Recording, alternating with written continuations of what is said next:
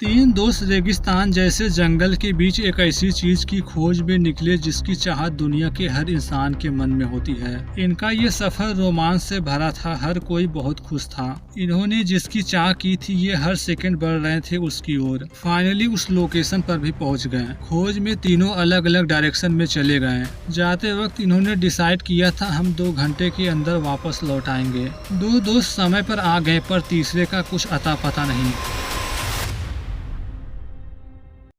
30 जुलाई 2008 Australia की state Victoria का रहने वाला एक शख्स, नाम है दियो रसमुंडर, गोल्ड की हंटिंग के लिए अपने लोकेशन से लगभग 2000 किलोमीटर दूर जाने वाला है। लगभग 24 घंटे से अधिक की यात्रा करके फाइनली अपने मंजिल पहुंच गया। यहाँ उसे ऐसे लोगों की जरूरत थी जो उसे माइन तक ले जाएं। खादान तक पहुँचने के लिए अभी भी घंटों का सफर तय करना बाकी है। काफी रिसर्च के बाद 2 लोग मिल गए। ये इनकी मदद करेंगे इस काम में। पर ये जिस एरिया में जाने वाले थे वह एक ऐसा ऑस्ट्रेलियाई जंगल था। हर पल खतरा होता है जंगली कुत्तों से। सभी को मिलाकर 4 सदस्य थे, मतलब छोटे मोटे खतरे का सामना कर सकते हैं। कुछ ही घंटों में उस लोकेशन पर पहुंच गए जहां से सोने की खोज कर पाएंगे।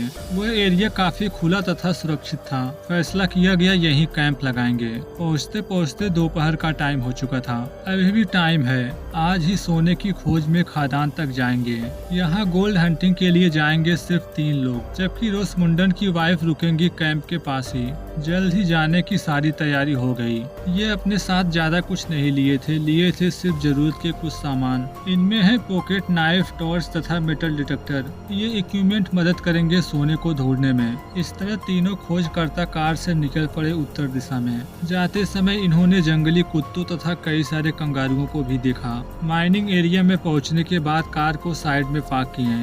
दिन के खत्म होने से पहले लौटना था। खोजकर्ता गाड़ी से उतरे, अपने अपने सामान को लेने लगे। आगे का प्लान एक साथ रहने की बजाय अलग अलग डायरेक्शन में जाने का था। ऐसा करके ये कम से कम समय में ज्यादा से ज्यादा एरिया कवर कर पाएंगे। थोड़ी खोज के बाद इन्हें सोने के छोटे छोटे टुकड़े मिलने लगे।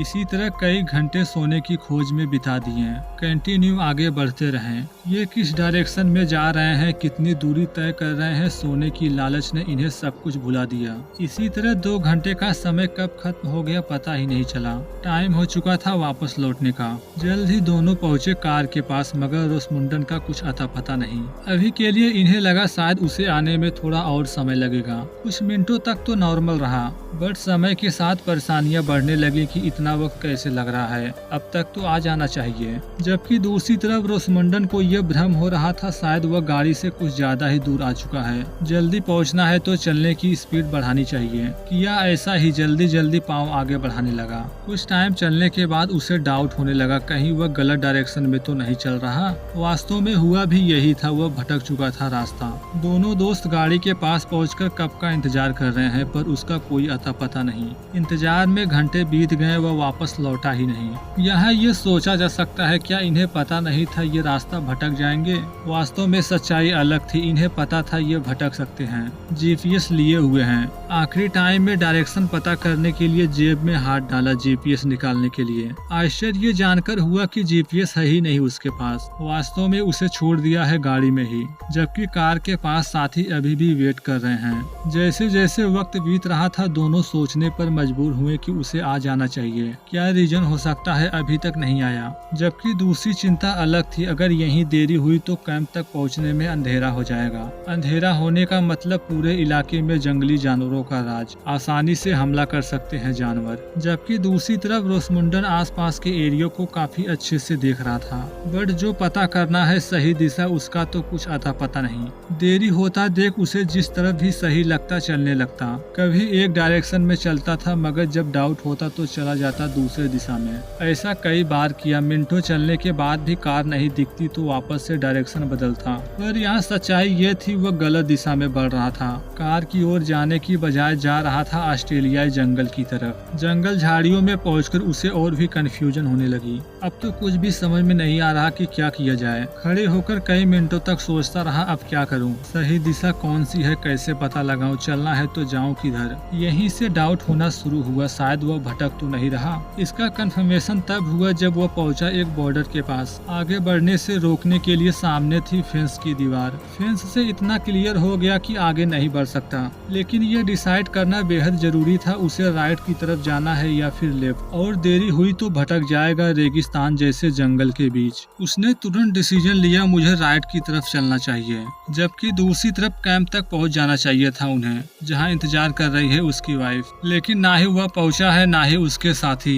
जबकि दूसरी तरफ रोसमुंडन जिस बॉर्डर को फॉलो करके आगे बढ़ रहा था उसके बारे में जरा भी पता नहीं है। यह भी नहीं पता अगर इसे फॉलो किया तो इसका क्या नतीजा होगा, ये रास्ता उसे ले जाएगा कहाँ। चलता जा रहा है, ना ही पहुंचा कैंप तक ना ही अपने साथियों के पास, जबकि उल्टा दूर होता जा रहा है अपने साथियों से। उसे जिस बात का डर था वही हुआ। चलते चलते अंधेरा हो गया। रात के अंधेरे में डर का साया गहरा होने लगा। अभी तक नहीं पहुंचा अपने गाड़ी के पास, जबकि दूसरी तरफ रात होने के बाद भी उसके साथी गए नहीं थे अभी भी वहीं पर। लगभग रात के 7 बजे उसकी वाइफ ने उनसे कांटेक्ट की। एक ही सवाल की, अब तक तुम लोग आए क्यों नहीं? दोनों ने सारी बातें बताई, अब तक जो भी हुआ उनके साथ बताया। समय से हम दोनों गाड़ी के पास आ गए थे, लेकिन रोसमुंडन नहीं पहुंचा अभी तक। घंटों से इंतजार कर रहे हैं उसके आने का, मगर उसका कुछ आता पता नहीं। अगले आधे घंटे तक और भी इंतजार किया गया। इस खतरनाक इलाके में रात गुजारना कुछ ठीक नहीं था।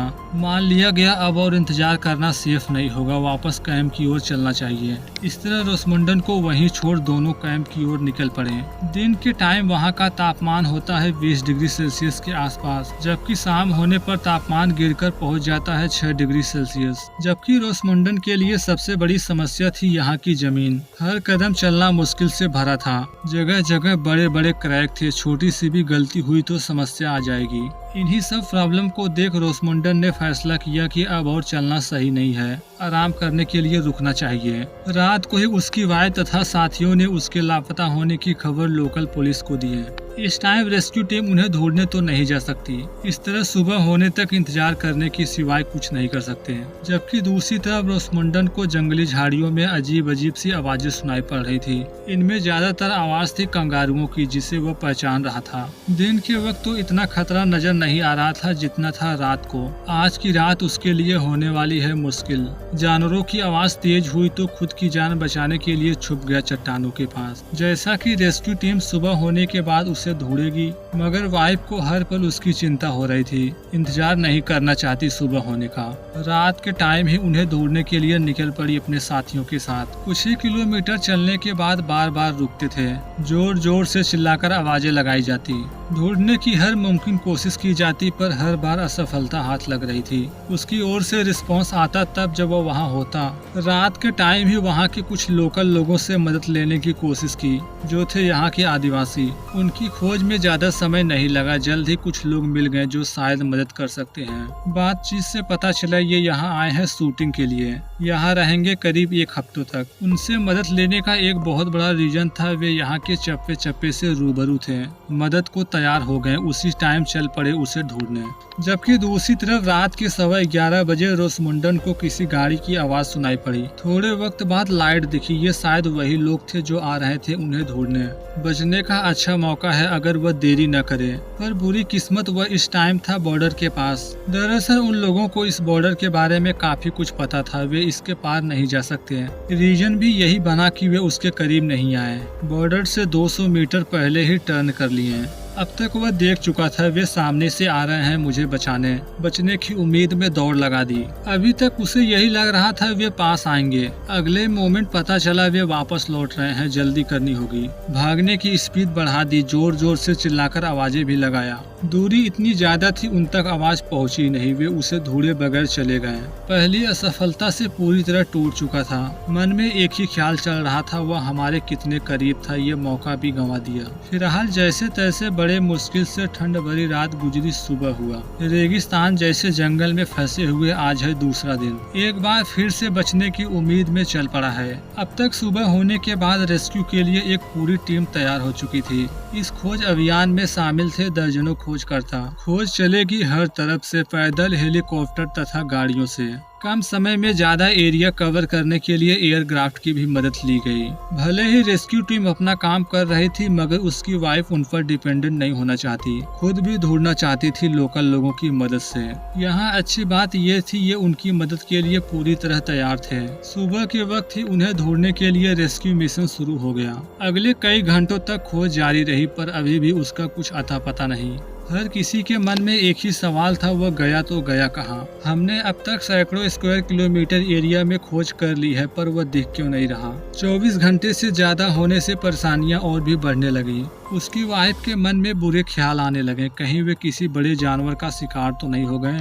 वास्तव में सच्चाई इससे अलग थी, वे थे अभी भी जीवित। सेफ होने के बाद भी समस्याएं कम नहीं थी। उनके पास ना ही कुछ खाने को है, ना पीने को पानी। दोपहर के टाइम मानो जैसे चमत्कार सा हुआ। रेस्क्यू टीम का हेलीकॉप्टर उस एरिया में पहुंच चुका था जहां वास्तव में था रोसमुंडन। एयरक्राफ्ट भी पहुंची।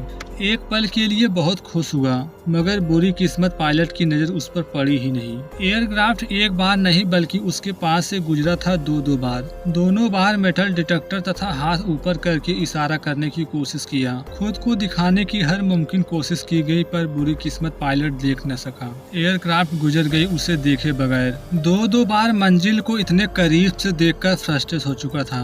गुस्से से पागल हो उठा, चिल्लाने लगा। ऐसा करने से सीने में दर्द बढ़ने लगा। हार्ट बीट बढ़ गई, क्योंकि कुछ ही वर्ष पहले उसकी हार्ट की सर्जरी हुई थी। खुद को समझाया, इस तरह पागल होने से कुछ नहीं होने वाला। सबसे पहले खुद को शांत रखना होगा, क्योंकि यहाँ फंसने से कुछ हो या न हो, हार्ट फेलियर से उसे कोई नहीं बचा सकता। इस तरह दूसरे दिन भी उसे दौड़ा नहीं जा सका। दिन खत्म हो गई, हो चुकी थी रात। दूसरी रात भी इसी तरह भटकता रहा, कोई मदद नहीं मिली। जैसे तैसे आज की रात भी खत्म हुई, सुबह हुआ। यह है तीसरा दिन। फिजिकली कंडीशन खराब होती जा रही थी पहले से भी।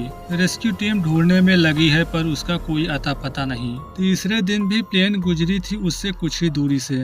बुरी किस्मत आज भी पायलट की नजर उस पर नहीं पड़ी। तीसरे दिन की दोपहर खतरनाक वाइल्ड डॉग की आवाज सुनाई पड़ी। इतने खतरनाक एरिया में 48 घंटे से ज्यादा का वक्त हो चुका था। अच्छी किस्मत किसी भी खतरनाक जानवर से सामना नहीं हुआ, मगर समय के साथ खतरा बढ़ता जा रहा था। जानवरों की आवाज सुनाई देनी बढ़ने लगी। तीसरी रात भी डर के साये में पड़ा रहा। जैसे तैसे रात खत्म हुई, सुबह हुआ। आज है चौथा दिन। बचाव टीम अब भी उसे ढूंढने में लगी थी, मगर उनसे ज्यादा कोई एक्टिव था तो वे थे वहाँ के लोकल लोग, जो सर्च कर रहे हैं उसकी वाइफ के साथ। दोपहर के टाइम उन्हें जमीन पर पैरों के निशान देखने को मिले। पहले पैरों का निशान खुद उसका था तो दूसरा किसी जानवर का। फुटप्रिंट से ज्यादा कुछ पता तो नहीं चला, मगर इतना कंफर्म हो गया वह जीवित है अभी भी। खोज में तेजी हुई। खराब किस्मत आज भी ढूंढा नहीं जा सका। चौथा दिन खत्म हुआ, आ गई रात। रात से नेक्स्ट डे, पांचवा दिन। अभी भी बचने की हर मुमकिन कोशिश कर रहा है, बिल्कुल बेजान, थका हुआ।